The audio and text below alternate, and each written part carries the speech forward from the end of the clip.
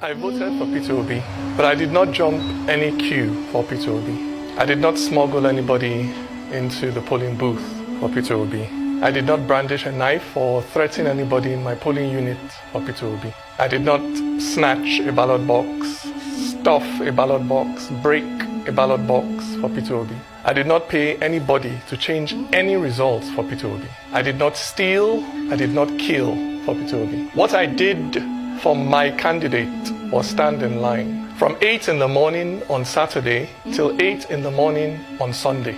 And when the sun got too hot and I thought of going back home, I remembered, shot to death on the train to Kaduna, and I stayed. And when the heavens opened and poured down rain, and I thought of running away to find safety, I remembered, stuck at home for months because of ASU strike, and I stayed.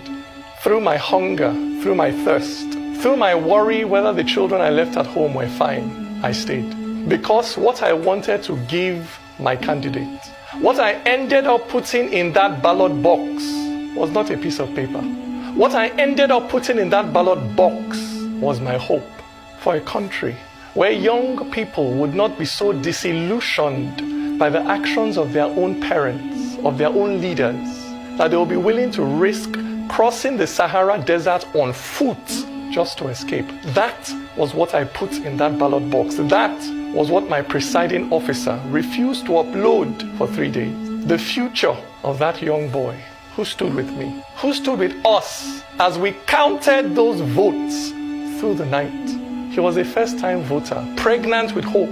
But somewhere between the polling unit and the collation center, that boy's future was waylaid by a politician that used biro to cross out his destiny, a politician that found where that boy had written hope and wrote over it hopeless. It is a terrible thing when a Nigerian is kidnapped on the way to Zamfara or Makurdi or Enugu, but it is infinitely worse when Nigeria herself is kidnapped on the way to the collation center. I tell you, my brother, my sister, it is not Nigeria that has her foot on your neck.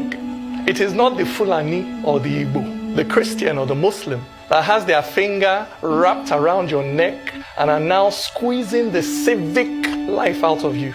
It is not those Yoruba people that don't give a damn whether you eat, whether you have a decent house to sleep in, whether you're able to find a job 5 years after graduating. It is not North or South that uses 8 years to build one bridge or to repair one pothole in the middle of your road. It is that politician who is willing to kill, who is willing to steal to stay in power. That is your enemy.